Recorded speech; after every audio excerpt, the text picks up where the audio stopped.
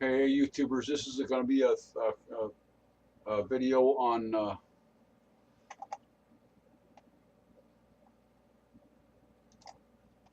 Let me turn my volume up a little bit here. A video on what I consider weapons for survival. I don't like eating bugs and worms and all that other crap. It tastes like shit. I don't like bugs of any kind. If I don't have to, if I'm not starving to death, I'm not eating no bugs. Uh, you can make a really simple sling. Got a big steel ball bearing in here I use. Like it's like I don't know, probably 20 millimeter steel ball bearing, and a paracord sling. You can get there's a guy on the internet that tell you how to make a paracord sling. They're pretty simple. You make a jig out of some nails, and they're really simple to make. Takes about I don't know, 12, 14 feet of cord, I think, to make the pouch, and it's all one piece. So if you have to, you can disassemble it and make, make a bow drill fire with your paracord or whatever you need to do with it. But I would, I'm using it for a weapon, and that's what it's going to stay. It's going to be a sling. Practice with that. You can kill, you can kill about anything that walks with a sling if you hit it in the right spot, if you're accurate enough with it. Then I like to hunt. I'm going to hunt with either a bow and arrow. If you watch my videos, you've seen my bows. I make, I've got several bows I've made myself. Backed and unbacked bows. My second choice would be blowgun. I got a deer antler mouthpiece on here. I didn't care for the plastic one that was on here because I didn't like the little lock to keep it from swallowing the dart. I'm not a kid. I'm not going to swallow the dart. Sorry. But anyway, camouflage duct tape on it, and good broadheads. I got some dust on them because I haven't used them in a while, but I practiced with my other darts. I've got a coffee can, and I've got 2 separate cans full of darts. I got my camouflage can, and then I've got this can here, which is there's probably 100 darts in there. And I practice with these. I'm really good with this thing. I shoot cockroaches on the wall with it. I don't always hit them, but I hit a lot of them. And a lot of the stuff, if you go into the woods primitive, you can make an atlatl really easy, really simple. You don't need a whole lot to make an atlatl. I made this atlatl out of a piece of hickory. I've drilled a hole in here. I don't know, like a 3/8 hole I drilled in it, and put a piece of deer antler in it and glued it in there with some pine pitch glue. And here I've got the same thing, an antler for a T-handle, so when you throw it, you get some more leverage. Got a socketed dart on the end of this, fits right in the end there. Pretty simple idea. A long dart. The dart itself is about 4.5 or 5 feet long. It doesn't have a point on it right now, but you get the idea. And you can make this in the woods. You don't even need, you don't even need to make this. If you get a piece of Japanese honeysuckle or a real long straight piece of wahoo, you've got a dart. I like the wahoo because it doesn't take much straightening because it's pretty straight anyway. Put some turkey feathers on it, or some string, anything on the back of the dart to give it some drag, and that will make it fly straight. You don't have to have feathers on them. You can use duct tape feathers on them. I can throw one of these here about 60 yards half-ass accurately. 80 yards, I can throw one 80 yards, and that's just full force throwing it as hard as I can with no accuracy.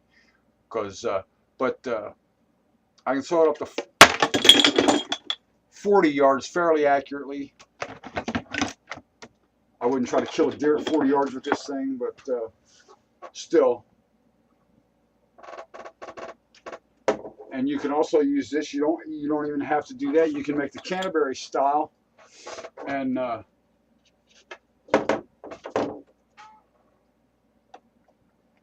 notch the shaft for your string and do the Canterbury thing with the Swiss dart or whatever you want to call it. It's still, if you ask me, it's an atlatl with string. Same thing. And same thing. This is a duct tape dart.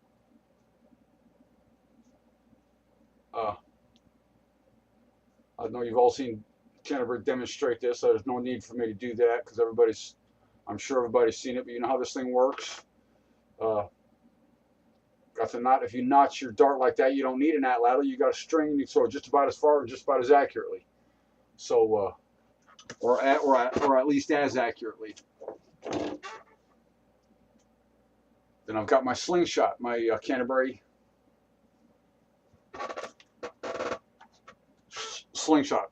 Fits perfectly in a Crown Royal bag.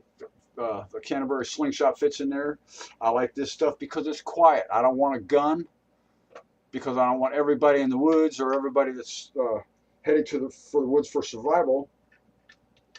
I don't want everybody come running at me and going, "Oh, this guy just killed a deer. Let's go steal his food."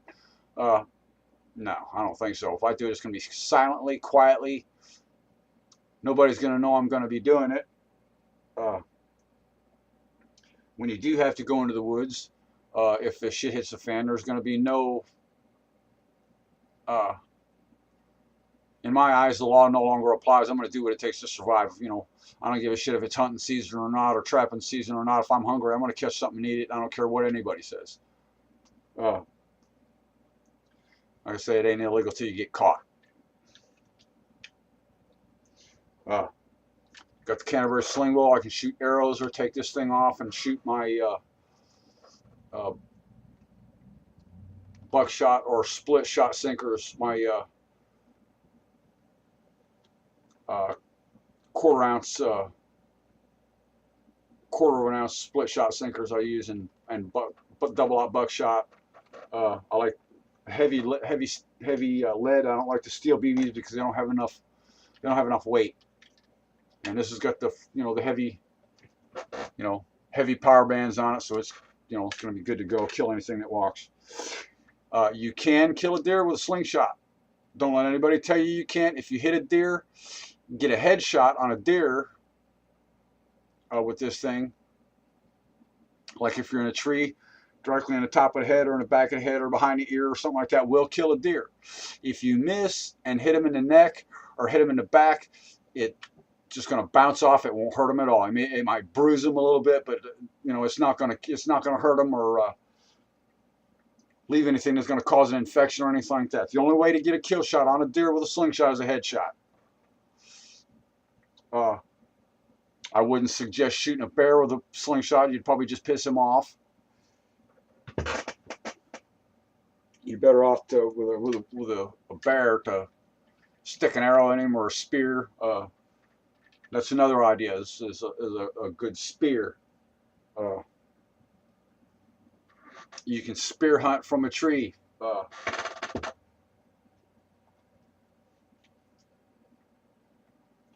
Oops, I didn't put my ammo bag back in here. But anyway, my point being, or I would make a bundle bow. If I don't have a bow in the woods, I'm taking my bow with me. But if my bow breaks, I can always make a bundle bow that'll last out of Japanese honeysuckle or wahoo, both. If you find the bigger pieces, I've got some pieces here that are huge. This is a piece of wahoo that's 6 feet long. If you can't make a bow out of 5 or 6 of these, 6 feet long, if you can't make a bundle bow out of that, there's something wrong. And you'll have a very powerful bow. You have a bow, a bow that's 50 or 60 pounds, man. It'll kill anything that walks. A bundle bow,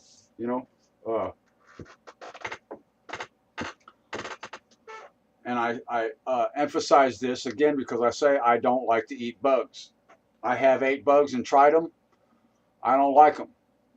If it's not chocolate-covered ants or chocolate-covered grasshoppers, I don't want it. I don't like eating grubs. Grubs taste nasty. If you can get over the psychological part, you know, it's not bad. But still, I don't like, you know, don't want to eat bugs if I don't have to.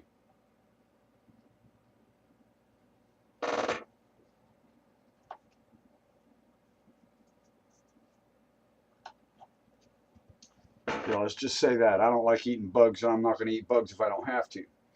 I will, however, if I can, use my atlatl over a string, because the atlatl seems to me like it has more force. It's a little stronger, I think, than the string, but the string works just as good. You know, for 10, 20 yard string or the atlatl, either one. You know, they're both probably as effective at 10 or 20 yards as one is as effective as the other.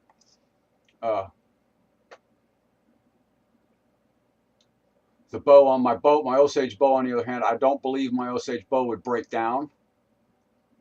Uh,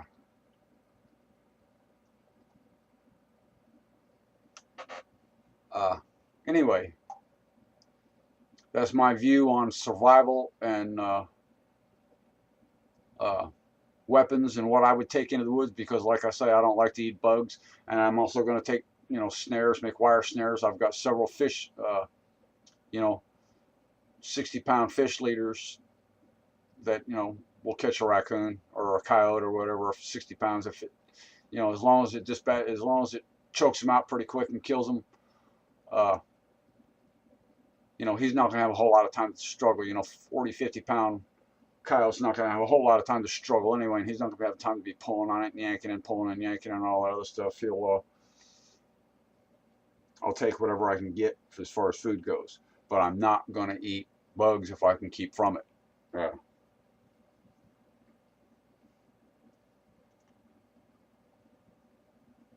This in the fall happens to be my favorite time of the year, because there's so much stuff you can find in the woods.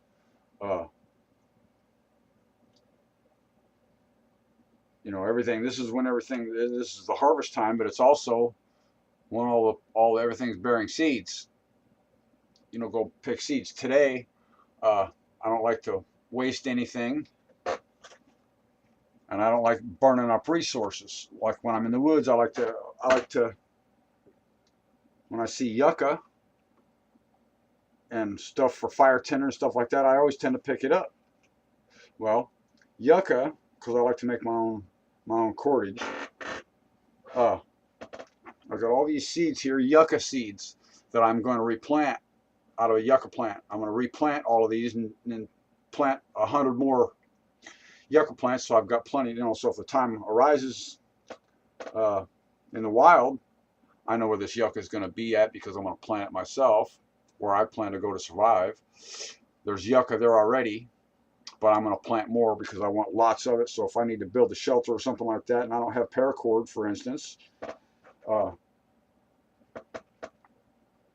if I don't have anything, if I can make it myself,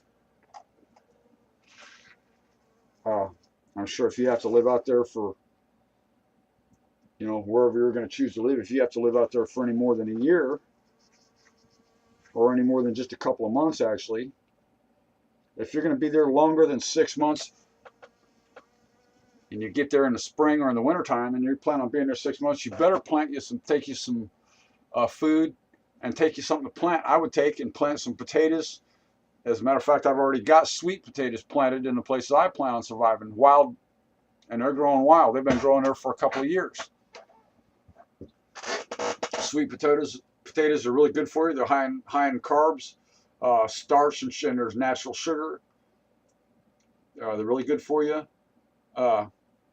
Regular potatoes, you can plant turnips, you can plant carrots, you can plant all kinds of stuff and just let it grow wild. And if you don't harvest it the next year, it will seed again, like potatoes and sweet potatoes. They grow eyes and they grow again next year. I dug a patch in my yard here last year and dug up the potatoes that I thought I'd got all the potatoes. Well, I went out here and got this spring, come out here and had 4 potato plants that came up out of nowhere. I didn't plant them. They just potatoes that I had missed that had the eyes on them and grew. So if you know where you're going to be when the shit hits the fan, if you know where you're going to be and you know where you're going, you know, headed into the woods, and if you're going to be in a specific area, I would go and plant food. Because anybody who's you know, who doesn't know anything about survival and know anything about plants, you know, they're going to walk right past your wild stuff if you got little patches here and there all through the woods where don't make it look like a garden. You know, make it look like a patch of wild. You know, in other words, don't plant rows. Plant it, just splotch it. A couple, you know, couple plants here, a couple plants there, one here, one there. Spread them out and do, you know, your whole garden that way. But don't plant it in a garden in a big square area, because somebody's going to come in there and rob you and take everything you got. There are little open fields where you can plant small stuff. The only thing is you got to worry about the wild critters getting, you know, like if you're growing tomatoes and peppers and stuff that seed above the ground, which is why I like carrots and potatoes. They're all below the ground. Radishes, turnips, all that stuff is under the ground, and animals usually don't dig that kind of stuff up to eat it. Stuff like squash and stuff like that. I would plant stuff outside in unidentifiable gardens. Make your own garden and make it so that it doesn't look like a garden, and just let it grow wild. You know, it all grew wild at one time. They've just been domesticated seeds where people, you know, that's what they sell, but they were all wild seed at one time. So, you know, go with it, you know, and trying to help people from stressing in the woods instead of, you know, you're smoothing it instead of roughing it. You're smoothing it. Smooth it out and plant yourself a garden out in the woods. That's what I did, and it may not last me for a year or even 6 months, but it's all I can go out there every day and go out there and pick something. And it's fresh. I don't have to keep it refrigerated because it's still in the ground. You know, it all keeps.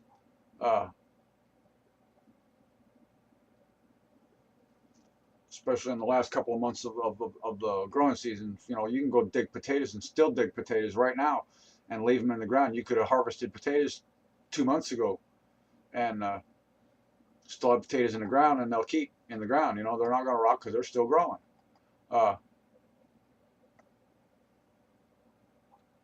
You know, try to use some common sense out there, and you know, think about just give some thought to, you know, how things are going to go if you go out there and suppose all your food goes better. Somebody steals you or robs you and steals all your food, you know, steals all your food and water. If you're staying at home and you're prepping and living at home,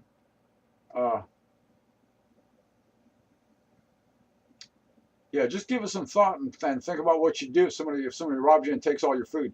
I got backup. I have food stored. I have lots of food stored. I have enough food in a steel box right here, packed with dry food, all beans, rice, split peas, black beans, navy beans, great northern beans. I may get tired of eating beans, but I ain't going to starve to death. I've got bag after bag after bag of 1 pound bags of beef jerky, and I eat the hell out of this stuff because I love it. But that's good. You can cook with it. You can put that stuff and make your own stew. There's plenty of things you can do for prepping. Like I said, I've got food here to last me. If I have to take some jerky and go live in the woods for a couple of weeks, I can live long enough till I can kill or catch something in the woods to sustain myself and keep me going. That's just my thoughts on not having to eat bugs.